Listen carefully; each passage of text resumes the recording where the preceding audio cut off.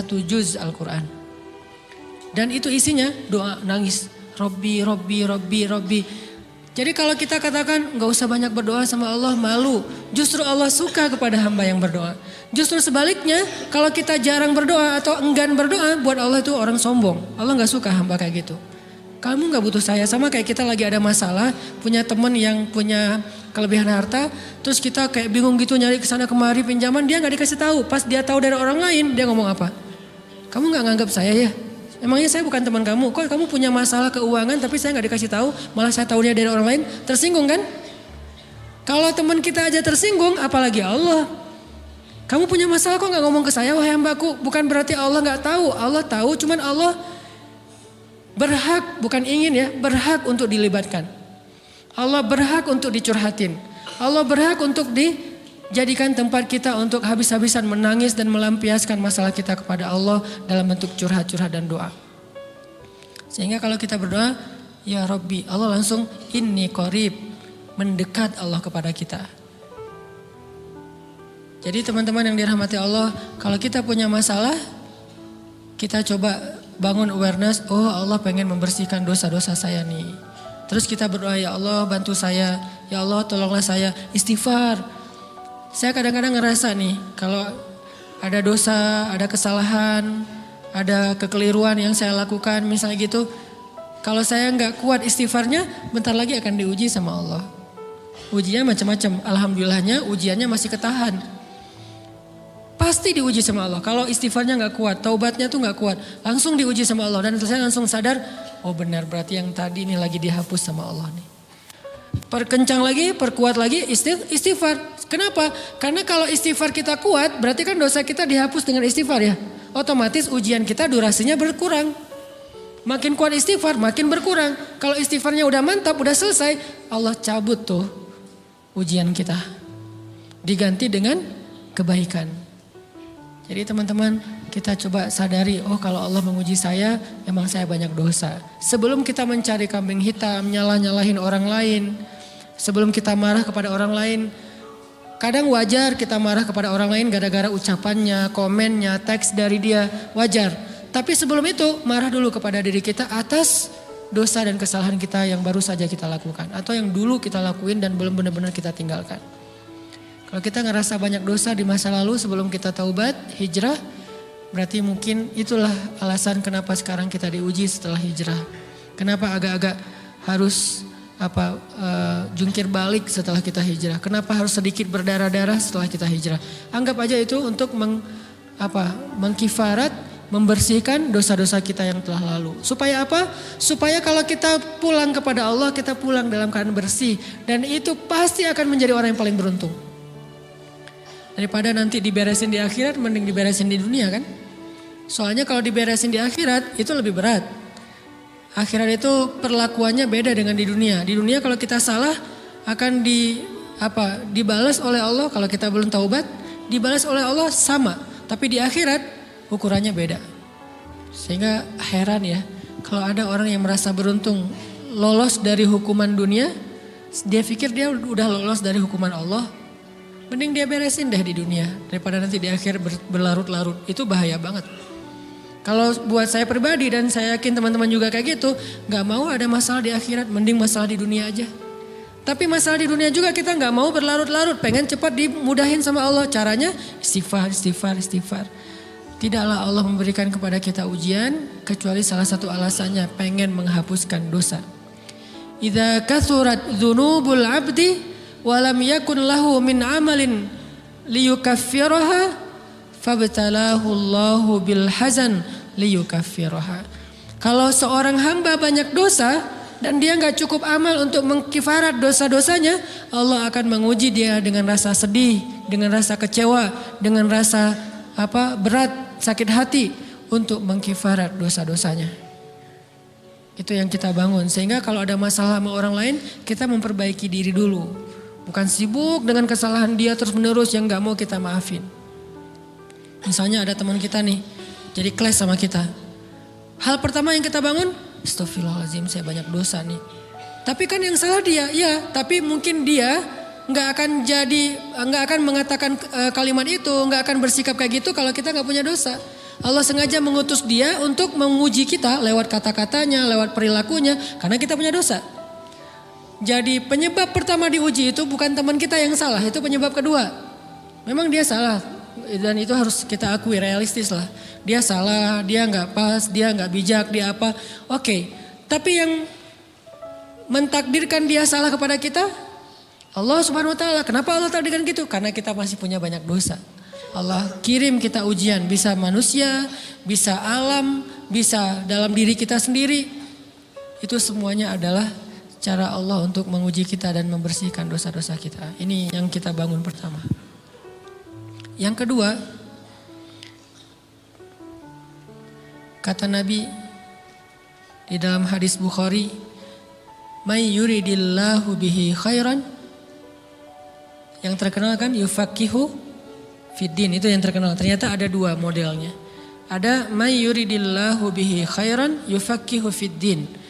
Siapa yang Allah pengen kasih dia kebaikan agama, kebaikan, Allah akan buat dia mengerti halal dan haram. Itu berarti Allah sayang sama dia. Ini satu model hadis. Ada model yang kedua, mirip redaksinya. May yuridillahu bihi khairan yusib min. Hadis Bukhari. Siapa yang Allah pengen ngasih dia kebaikan, Allah uji. Hah? Kok gitu caranya? Ternyata kayak gitu rahasianya. May yuridillahu bihi khairan, may yuridillahu bihi khairan. Siapa yang Allah pengen ngasih dia kebaikan, Allah kasih dia musibah atau ujian. Kenapa bisa seperti itu, Ustaz? Fa inna ma'al usri yusra, inna ma'al usri yusra. Seolah-olah Allah bilang di dalam ayat itu, kalau kalian mau dapat kemudahan, biasanya lewatnya kesusahan dulu. Kalau kalian pengen dapat keberuntungan, biasanya dapatnya kerugian dulu. Tapi keberuntungan dan kerugiannya pasti gak sebanding. Keberuntungannya jauh lebih besar daripada kerugiannya. Kerugian itu kayak modal doang, DP. Jadi kalau kita mau dapat kejutan dari Allah, Allah kasih kita DP. DP-nya apa? Ujian. DP-nya musibah. DP-nya rasa gak nyaman. Itu DP tuh. DP terhadap apa? DP dari Allah terhadap hadiah-hadiah besar yang Allah pengen ngasih ke kita setelahnya. Cuman banyak orang yang menolak DP ini. Sama kayak kita misalnya. Kalau kita mau ngasih dia hadiah, kita kasih dia kayak kejutan dulu. Dia lagi ulang tahun nih, disiram air dulu. Setelah itu dikasih hadiah-hadiah yang mahal. Rela gak disiram air demi hadiah? Rela, udah siramin lagi aja. Kalau setelahnya ada hadiah. Yang kita gak rela, kalau setelah disiram, disuruh bersih-bersih sendiri dan gak dikasih apa-apa, kan gak rela tuh. Berarti ini bab iman. Yakin gak kalau Allah tetap ngasih hadiah? Kan sabar dan iman itu ternyata tahu aman, kembar. Kalau kita yakin Allah ngasih hadiah setelah ngasih kita DP ujian, ya kita akan sabar. Gak apa-apa deh, bentar lagi mau dikasih hadiah, digini-giniin juga gak masalah. Dibully, diapain sama Allah, biarin aja. Ya Allah saya sabar, kan bentar lagi mau dikasih hadiah nih. Ini masalah yakin. Tapi kalau kita gak yakin, apa sih maunya Allah gitu kan. Begitu kalimat ini keluar, maka yang muncul setelahnya adalah mengeluh, berputus asa, dan gak akan sabar menghadapi ujian. Ujian, kata Nabi, may yuridillahu bihi khairan. Siapa yang Allah pengen kasih hadiah, siapa yang Allah pengen kasih kejutan, siapa yang Allah pengen kasih pertolongan, siapa yang Allah pengen kasih kebaikan, yusib min, Allah akan uji dia dulu. Ini sunnatullah. Sehingga kalau kita lagi diuji, yang kita lihat jangan ujiannya, apa setelah itu. Gimana ngelihatnya Ustaz gak kelihatan? Dengan mata hati. Istafti qalbak, tanya kepada hatimu, kelihatan gak?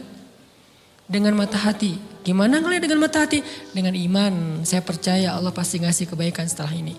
Orang Allah sendiri yang ngomong, gak ada satu huruf pun di Al-Quran yang salah. Apalagi satu ayat, apalagi dua ayat. Fa inna ma'al usri yusra, ditegesin lagi. Inna ma'al usri yusra. Tapi usr dulu, baru yusr. Dikasih kesusahan sedikit, dikasih kemudahan yang banyak. Dikasih kesusahan sedikit, dikasih kemudahan yang banyak. Ini yang kita coba bangun tajdidul iman. Bangun memperbarui yakin. Sehingga ketika kita diuji, sedih, wajar. Mengaduh sedikit bukan mengeluh ya. Kalau mengeluh kan nyalahin Allah. Kalau ngaduh, yang namanya orang dicubit kan, itu ngaduh. Tapi kalau apa sih maunya Allah? Nah itu ngeluh. Antara mengadu dengan mengeluh berbeda. Mengadu itu manusiawi. Sedih itu manusiawi. Air mata bahkan bukan hanya manusiawi, itu rahmat dari Allah. Orang yang gak bisa menangis itu yang bahaya. Kalau kita masih bisa menangis, berarti kita masih peka hatinya. Bukankah anak kecil paling sering menangis? Berarti hatinya peka. Siapa lagi selain anak kecil yang paling sering menangis? Cewek. Cowok itu emang gak punya perasaan, makanya jarang nangis. Cewek dikit-dikit nangis, jangan bilang, oh cemen banget sih nangis apa, cengeng apa. Enggak, karena dia perasaannya lebih peka dari kita. Itulah kenapa Allah menitipkan bayi kepada perempuan. Kalau dititipin ke laki-laki hancur. Di balik kepekaan perempuan, di balik sensitifnya perempuan, di balik perasaannya yang luar biasa, di situ Allah Subhanahu wa taala menitipkan amanah, dia yang paling baik dalam merawat bayinya. Perempuan secara umum mungkin lebih banyak bicara daripada laki-laki ya. Walaupun ada orang yang perempuan pendiam banget, ada yang nggak ngomong sama sekali, misalnya diem-diem aja, ada. Tapi secara umum perempuan lebih banyak berucap daripada laki-laki. Emangnya ini kekurangan? Bukan. Ini kelebihan. Kalau dia berikan itu dalam hal yang tepat. Apa yang tepat? Mendidik anak. Justru karena perempuan banyak ngomong, lebih baik dalam mendidik anak daripada laki-laki. Laki-laki itu kurang mendidik, kurang mengedukasi kepada anak dengan usia tertentu karena dia jarang memahamkan. Salah hanya marah, salah hanya ditegur. Kalau ibunya jelasin, nah gini sebelum tidur ibunya yang ceritain banyak cerita. Saya sendiri ngalamin sering mana seorang ayah sama ibu interaksi sama anak dalam bentuk verbal. Sering ibu. Jadi menangis itu rahmat dari Allah. Gak apa-apa, nangis aja. Dan itu tidak disebut mengeluh. Kamu kok nangis sih? Kan orang Islam harus sabar. Emangnya nangis dengan sabar itu bertolak belakang? Sabar tetap sabar ya, nangis jalan aja terus nangis. Nangis apa pakai nangisnya nggak cuma nangis doang, emotikonnya juga nangis, berderai-derai gitu. Sampai air matanya menggenang gitu kan ya. Boleh lah. Ditambah lagi dengan visual menangisnya posting bahwa dia lagi tertusuk duri dengan postingan kaktus atau apalah. Dia pengen share ke semua orang bahwa saya sedang sedih. Sehingga nanti ketika ada orang yang menghibur dia dengan sedikit kata-kata yang sabar ya segala macam, wah makin berderai-derai. Itu belum jadi, kecuali dia keluarkan kata-kata mengeluh, baru dia disebut orang yang banyak mengeluh, berputus asa. Kalau mengadu wajar, walaupun ada nabi udah diuji berat gak mau mengaduh, apalagi ngeluh. Zakaria digergaji mengadu aja enggak. Kenapa? Karena kata malaikat kalau kamu mengaduh sedikit aja, maka Allah Subhanahu wa taala akan menghancurkan kaum ini. Dia kasihan kepada kaumnya gak mau mengaduh. Satu-satunya orang yang kita tidak boleh mengadu hanya orang tua. Atau itu mengeluh kalau untuk orang tua. Kalau yang lain gak disebut mengeluh. Kalau ke teman, malas gak apa-apa. Jangan sering-sering tapi. Apaan sih? Ke teman boleh. Tapi ke orang tua, saja itu bukan lagi mengadu, itu sudah mengeluh. Khusus untuk orang tua. Kalau di antara manusia. Kalau kepada Allah dan Rasul pastinya lebih dari itu. Ketika kita diam saja tidak langsung beranjak sami'na wa ata'na labbaik ya rabbi wa sa'daik, enggak memenuhi panggilan Allah, itu sudah disebut bagian dari kufur ingkar.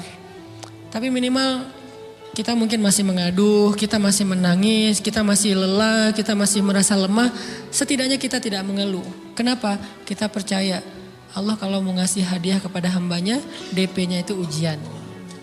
Dan yakinlah hadiahnya minimal 10 kali lipat lebih baik daripada ujian itu. Minimal, karena gak ada amal soleh yang dibalas di bawah 10 kali lipat tuh gak ada. Amal soleh, amal ya bukan niat. Amal yang udah kita kerjakan minimal dibalas 10 kali lipat. Minimal, maksimalnya bighairi hisab, tanpa batas. Bighairi hisab, tanpa batas. Ada yang 700 kali lipat kayak sedekah. Tapi tetap aja ayat sedekah di akhirnya ujung-ujungnya apa? Bighairi hisab juga kan? Berarti sedekah itu minimal dibalas 700 kali lipat. Minimal. Kalau kita yakin. Selalu syaratnya kalau kita yakin. Dan saya ngebuktiin itu banget. Saya pernah ngalamin lagi jalan-jalan di sebuah kota yang ada becak kayuhnya, becak sepeda gitu ya. Jalan terus saya bilang, Pak berapa ongkosnya? 20.000. Udah naik aja 20.000. Karena kita keliling-keliling kota, ternyata saya jadi kasihan sama dia 20.000. Kasihan kan 20.000 dibayar keliling kota, walaupun pas mampir beberapa tempat mungkin dia dapat tips ya. Tapi saya nggak tega gitu, dia cerita tentang anaknya lagi sekolah, apa segala macam, makin bikin baper kan. Pas selesai, saya kasih dia 100.000. Dari 20.000 dikasih 100.000 karena kasihan. Dan saya yakin, nggak mungkin sedekah itu sia-sia. Kan Nabi bersumpah kan, demi zat yang jiwaku di dalam genggamannya, tidak berkurang harta karena sedekah. Demi Allah kata Nabi, nggak berkurang harta karena sedekah. Berkurang harta karena belanja? Ya. Berkurang harta karena pacaran? Banget. Modal banget kan? Apalagi buat cowok. Tapi berkurang harta karena sedekah? Gak mungkin kata Nabi. Demi Allah gak berkurang harta karena sedekah. Berkurang harta karena istri? Enggak. Karena memberi kepada istri itu pahalanya lebih gede daripada sedekah. Makanya ngemodalin pacaran setelah nikah itu tumbuh berkah. Modal pacaran sebelum nikah itu apes. Jadi kalau pengen modal nih, ngemodalin cewek, traktir, ngapa-ngapain, bayarin, jangan sebelum nikah. Sebelum nikah jadi orang pelit aja, nggak apa-apa.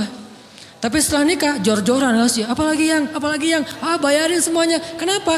Pahalanya lebih gede daripada sedekah. Bahkan lebih gede daripada infak fi sabilillah. Seorang suami memberi nafkah istri, itu pahalanya terkadang lebih besar daripada kita berinfak untuk fi sabilillah, untuk korban perang. Saya heran kalau ada orang sedekahnya rajin tapi ke istrinya kikir, aneh, berarti dia nggak ngerti konsep. Padahal memberi kepada istri itu selama itu kebutuhan pokok ya, dan sedikit entertain, nggak apa-apa asal nggak berlebihan, itu luar biasa. Makanya saya kalau jalan sama istri yang yang mana? Itu yang Onit suka. Oh ya, Onit suka. Kasih aja. Kenapa? Minta ini. Kasih. Selama ada kan kenapa nggak dikasih kan ya? Nanti Allah ganti. Makin rajin kita ngebayarin istri kita, ngebelanjain istri kita, makin Allah ngasih yang kita nggak pernah duga-duga, sampai istri kita cemburu sama kita. Kok kamu duitnya banyak banget sih? Kan gara-gara aku sering ngasih ke kamu. Ya udah sini lain lagi. Mau ditransfer berapa gitu kan ya? Saya ngasih 100.000 ke si bapak. Dan saya yakin teman-teman sedekahnya pasti lebih dari itu karena 100.000 saya sebut. Kalau 1 juta ke atas saya nggak mau nyebut, malu dong, ria ya.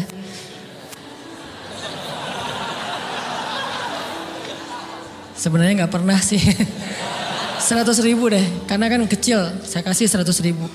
Ternyata begitu saya kasih 100.000, dia doa. Nah ini nih pentingnya sedekah ke orang yang membutuhkan tapi nggak minta-minta, dia tulus. Dia langsung doa, ya Allah Pak mudah-mudahan rezekinya lancar, berkah, bertambah dan segala macam, bahagia keluarganya. Doa-doa ini semuanya dikabulkan dalam hitungan hari. Pertama, bertambah bahagia rumah tangganya, dapat kecupan dari istri. Dia nganggap suami saya cowok banget sih. Mulai 1 nih. 2, demi Allah selang 15 jam kalau nggak salah, karena waktu itu malam, besok paginya ada orang yang ngejar-ngejar saya pengen ngasih hadiah. Ustadz saya pengen ketemu Ustadz. Maaf saya nggak bisa ketemu sekarang, lagi rush, lagi tight schedule gitu-gitulah, sok-sok gaya nggak jelas gitu ya. Terus Ustadz saya pengen banget ketemu, dia nggak ngomong pengen ketemu apa. Kalau dia bilang mau ngasih duit kan langsung saya prioritaskan kan ya. Berhubung dia nggak ngomong, ya udahlah, saya sosok jual mahal gitu. Tapi yang namanya rezeki kan gimana kita tolak, dia datang kan. Saya nolak. Pokoknya sebentar aja 5 menit nggak akan ganggu waktu Ustadz. Ya udah besok pagi ya pas breakfast gitu, pakai gaya-gaya dikit breakfast. Pas breakfast, oh ya siap Ustadz. Jam berapa? Jam 8. Udah janjian jam 8. Mungkin orangnya nih dengar live streaming, Pak jazakumullah khair jaza. Makasih banyak, mudah-mudahan Allah tambahkan rezekinya. Terus beliau besok mau flight ke luar kota jam 8. Akhirnya ngubungin lagi malamnya, Pak Ustadz maaf gak bisa ketemu besok. Karena saya jam 8 itu jadwal terbang. Oh ya udah gak apa-apa, seneng dong saya gak jadi ketemu kan. Tahu gitu kan nyesel saya tuh, seneng. Besok pagi jam 6, Pak Ustadz alhamdulillah ternyata penerbangan saya di-delay ke jam 11. Allah delay penerbangannya demi ngasih rezeki buat saya. Kan luar biasa kan. Nah, ini hikmah kepedean saya, kegeeran kepada Allah gitu. Di delay demi saya. Kan kadang-kadang GR ya di depan Allah ya. Robbi akraman kan gitu ayatnya. Allah memuliakan saya dengan istighfar tetap. Akhirnya saya bisa ketemu Ustaz. Saya nggak baca WA-nya.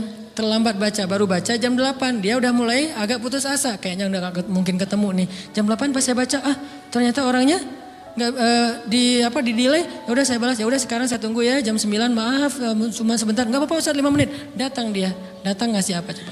Ngasih duit 200 juta. Demi Allah. Cuman berselang beberapa jam, saya tolak-tolak. Tahu gitu Pak, datang malam ini aja.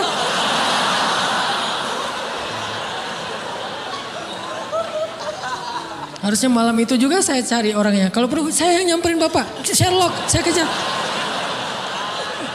Manusia gitu banget ya. Tapi Masya Allah di situ saya jadi tahu, oh doa orang itu lebih akurat, lebih mantap, lebih diijabah daripada doa saya. Mungkin bukan karena sedekah, tapi karena doa setelah sedekah. Ya Allah dan segala macam dimudahkan sama Allah. Itu luar biasa loh. Saya nggak percaya. Saya pikir main-main, orang nih iseng kayaknya pengen ketemu doang, pengen selfie. Ternyata pas saya cek, ditransfer, di capture, Ustadz udah ditransfer. Saya, jangan-jangan nih jebakan Batman gitu ya. Nyari-nyari sana segala macam. Alhamdulillah ternyata emang niat baiknya pengen, alhamdulillah saya terkesan, saya dapat hidayah lewat Ustadz segala macam. Sekarang saya pengen membalas jasa Ustadz walaupun kecil 200 juta. Untung saya nggak kaget dan kemudian pingsan. Pak 200 juta stroke kan ya, bahaya. Lebih mahal dari 200 juta. Ini keajaiban ya teman-teman. Jadi kita tuh, saya kan sering bilang keajaiban itu terjadi tergantung tingkat iman. Bukan saya udah soleh banget, enggak. Saya belajar terus untuk yakin deh sama Allah. Modal kita tuh kan gini sebetulnya kan. Duit kita tuh banyak loh teman-teman. Cuman gak disimpan di bank, gak disimpan di saku. Disimpannya di sisi Allah. Bedanya apa sih? Kenapa kita kalau disimpan di bank tenang? Saya lagi punya duit banyak dari 100 juta. Di mana? Di bank. Aman. Kenapa kalau disimpan di saku aman, tenang? Kenapa kalau disimpan di Allah gak tenang? Kenapa kalau disimpan di Allah kita bilang gak punya duit? Ini kan gak fair sama Allah. Gak punya duit nih. Siapa bilang gak punya duit? Kan ada Allah. Tinggal minta sama Allah. Tapi gak ada wujudnya. Tapi kan ada janjinya. Bukankah janji Allah lebih kuat daripada wujud? Bukankah iman harusnya lebih mantap daripada sesuatu yang konkret yang kita lihat? Ada duitnya di sisi Allah. Kenapa gak dikasih? Karena kita belum butuh. Kalau kita yakin duit kita itu ada di Allah, tapi dikasihnya pas kita butuh. Begitu butuh ya Allah langsung dikasih sama Allah. Itu banget benar-benar terjadi dalam kehidupan kita. Pasti kayak gitu. Tingkat tergantung kita yakin apa enggak. Nih kalau Allah bilang, "May yuridillahu bihi khairan", Allah kalau pengen ngasih hadiah kepada seorang hamba, Allah kalau pengen ngasih kejutan kepada seorang hamba, yusib. Allah kasih dia ujian sedikit aja. وَلَنَبْلُوَنَّكُمْ بِشَيْءٍ sedikit بِشَيْءٍ مِنَ الْخَوْفِ وَالْجُوعِ وَنَقْصٍ مِنَ الْأَمْوَالِ وَالْأَنْفُسِ وَالثَّمَرَاتِ وَبَشِّرِ الصَّابِرِينَ. Kami uji sedikit aja dengan rasa lapar, dengan rasa takut, dengan sedikit kekurangan ini dan itu, sedikit. Tapi wabasyiris sabirin, sampaikan kejutan kepada orang yang bersabar. Sampaikan kejutan kepada orang bersabar. Jadi bisa dibilang kejutan-kejutan hidup kita itu munculnya dengan iman dan sabar. Dengan iman dan sabar. Iman artinya yakin, husnuzon sama Allah. Ana inda dhanni abdi bi. Aku tergantung prasangka hambaku kepadaku. Sabar, wasta'inu bis sabri was shalah. Minta pertolongan Allah, caranya dengan sabar, kemudian dengan sholat. Pasti Allah tolong. Ustaz, saya udah sabar lagi. Isbiru wasabiru. Kalau udah sabar, bersabar lagi. Sampai kapan Ustaz? Sampai Allah Subhanahu wa taala benar-benar mengakui kesabaran kita. Setelah itu Allah pasti kasih.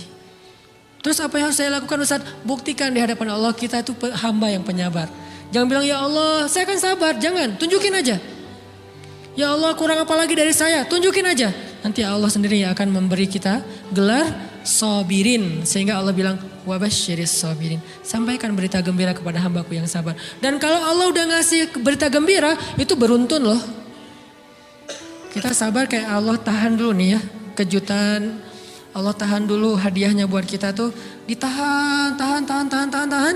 Makin lama makin sulit pastinya. Makin lama makin berat, makin lama makin berat. Begitu dibuka kerannya, itu nggak ada selesai-selesainya. Sampai kita kebingungan, loh, kok datang terus-terusan. Kayak gitu cara Allah memperlakukan hambanya. Nabi Ayub, sakit pertama, sakit fisik. Sakit kedua, sakit hati. 2 penyakit Nabi Ayub.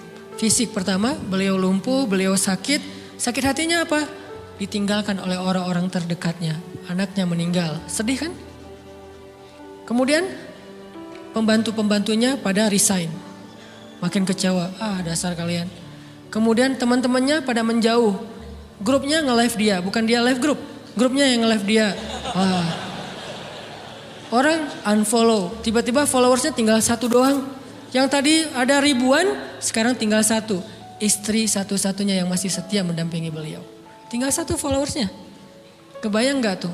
Yang posting udah sepi, udah gak ada yang nge-like. Istri aja yang nge-like. Ini nih Nabi Ayub. Ditambah lagi datang keluarganya ke rumah Nabi Ayub. Gak mau ketemu dalam jarak dekat. Dari luar ngomongnya, Ayub, kami gini. Kemarin kamu harta kamu tuh kan kamu ada masalah minjam duit karena istri kamu nih. Gimana nih bayarnya? Terus mereka tutup muka, nggak mau tertular. Mereka bilang jangan dekat-dekat dengan Ayub. Yang lebih parah lagi ada yang sampai nuduh gini. Ternyata ya kamu itu selama ini bukan orang soleh. Selama ini kamu tuh pura-pura pencitraan ordai. Ini buktinya nih. Ternyata akhirnya Allah tunjukin juga borok kamu, aib-aib kamu. Ternyata kamu itu selama ini orang munafik. Jadi Nabi Ayub malah dituduh orang jahat, orang yang terkutuk, yang selama ini mencitrakan diri sebagai orang baik gara-gara sakit itu dituduh demikian. Sedih luar biasa, bertahun-tahun, ada riwayat mengatakan 17 tahun, ada yang mengatakan lebih atau kurang. 17 tahun ditahan semua kebaikan oleh Allah, kecuali 1, iman. Sehingga Nabi Ayub tetap yakin Allah maha baik, pokoknya yakin Allah maha baik. Allah gimana pun diuji, Allah maha baik. Diambil anaknya, Allah maha baik. Diambil kesehatannya, Allah maha baik. Diambil hartanya, Allah maha baik. Jadi orang yang tadinya paling kaya di negerinya, sekarang paling miskin di negerinya. Kebayang gak tuh dibalik 180 derajat. Yang tadinya paling kaya, gak ada yang lebih kaya daripada Ayub, sekarang yang paling miskin. Gak ada yang lebih miskin daripada Ayub. Allah maha baik, Allah maha baik, Allah maha baik. Husnuzan kepada Allah. Dan itu gak sehari 2 hari, 17 tahun husnuzon kepada Allah. Pada puncaknya ketika istri beliau harus menjual rambut, gundul, potong rambut, dijual demi apa? Udah gak tahu lagi ngemodalin apa untuk ngasih makan Nabi Ayub. Akhirnya nyari-nyari kerja gak ada yang nerima, jual rambut, pakai jilbab, di rumah gak buka-buka jilbab. Ayub curiga, yang kenapa kamu gak buka jilbab di hadapanku? Enggak apa-apa, kan lagi musim panas, gak apa-apa. Akhirnya Nabi Ayub minta tolong dibukain, ada apa, curiga kan. Pas dibuka udah botak rambut istrinya. Nabi Ayub menangis, kenapa, apa yang terjadi? Istrinya bilang, suamiku gak ada lagi modal buat kita makan. Saya cari-cari kerja sana sini, gak ada yang nerima. Bahkan untuk mandiin hewan aja gak diterima. Akhirnya saya jual rambut saya, mudah-mudahan bisa untuk kita makan beberapa hari. Istrinya keluar, Nabi Ayub menangis, baru Nabi Ayub berdoa. Itu juga doanya malu-malu dan husnuzon. Malu-malu, husnuzon. Gimana kalimatnya? Rabbi massaniyaddur. Ya Allah, saya sakit. Gitu doang ngomongnya. Bukan, ya Allah udah sekian tahun saya sakit, saya gini, saya gitu. Enggak. Ya Allah, saya sakit. Wa anta arhamur rahimin. Tapi tetap ya Allah buat saya engkau yang paling baik. Coba, masih ngomong gitu? Arhamur rahimin, gak apa-apa. Jadi seolah-olah mau ngomong, ya Allah saya sakit, tenang, saya gak ngeluh ya Allah, engkau tetap yang paling baik. Gitu coba Nabi Ayub ke Allahnya tuh. Langsung Allah munculkan mata air di bawah kaki Nabi Ayub. Tiba-tiba beliau jadi basah, mandi, sembuh semua penyakit, rontok dengan semua luka-lukanya.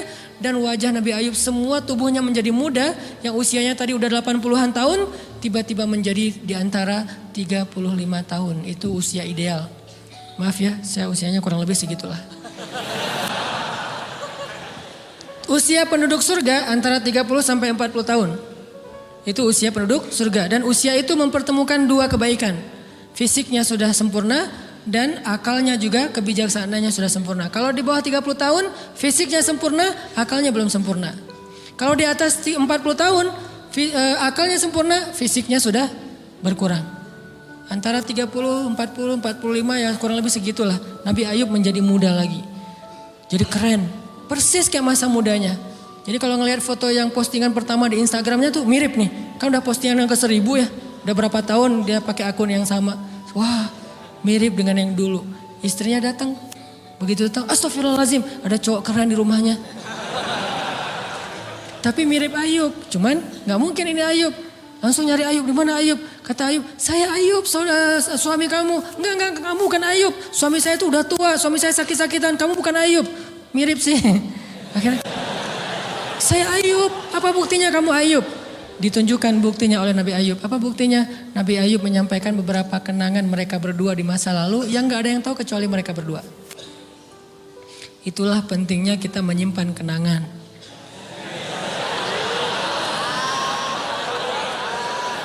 Kalau ada masalah gitu kan, nauzubillah harus operasi apa wajahnya. Kamu bukan suami saya. Ada buktinya apa? Ada satu hal yang cuma kita berdua yang tahu. Kalau perlu jangan satu hal, banyak hal ya. Cuma kita doang yang tahu. Orang lain nggak tahu. Pas disebut itu benar, tidak ada yang tahu masalah itu kecuali kita berdua. Akhirnya dipeluk Nabi Ayub ngajak istrinya untuk mandi di mata air yang sama. Istrinya mandi langsung muda lagi. Setelah itu Allah SWT beri mereka harta yang sangat banyak. Lihat kalau Allah udah buka, pertama fisiknya disempurnakan lagi. Kemudian Allah turunkan air hujan, diturunkan hujan bukan air. Hujannya dinar dan dirham. Di belakang rumah Nabi Ayub itu ada tempat penampungan gandum gitu kan. Ada 2 tempat penampungan. Turun hujan pertama dinar. Sampai penuh penampungan gandum dengan dinar, koin-koin dinar yang 1 dinar mungkin harganya sampai 3 juta. Turun banyak, kemudian turunnya lagi dirham, penuh. Turun lagi di atas atap-atap beliau sampai rumah Nabi Ayub dipenuhi dengan dinar dan dirham. Ini apa? Nabi Ayub kaget. Setelah itu istrinya hamil. Setiap tahun ngelahirin 13 anak Nabi Ayub yang sudah Allah wafatkan. Lahir setahun satu. Wajahnya, karakternya, namanya semua persis seperti yang sudah Allah ambil. Seolah-olah mereka belum meninggal tapi mereka hanya pergi dan kembali lagi. Dibalikin semuanya. Dan Nabi Ayub lebih kaya berpuluh-puluh kali lipat daripada sebelum beliau sakit. Buah dari kesabaran.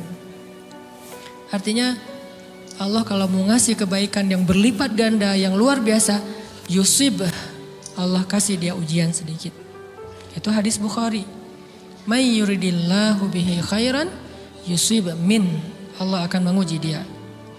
Dan yang terakhir yang kita coba bangun juga, ini saya yang lebih ke perasaan ya. Kalau amaliyahnya mungkin ustadz-ustadz lain mengajarkan amal riyadhah buat sabar segala macam. Ini lebih ke perasaan. Satu, kita yakin emang kita layak dikasih hukuman kayak gini, emang kita banyak dosa. Jangan terlalu besar kepala, saya nggak layak dihukum, saya nggak layak diperlakukan kayak gini. Kalau manusia ke kita wajar kita ngomong kayak gitu. Saya nggak layak diperlakukan kayak gini sama dia, oke. Tapi oleh Allah layak banget karena emang kita banyak dosa. Makanya kalau kita nggak kuat lama-lama digituin, banyak istighfar. Yang kedua, husnuzon, lebih ke perasaan nih. Oh Allah pengen ngasih saya kejutan. Sabar.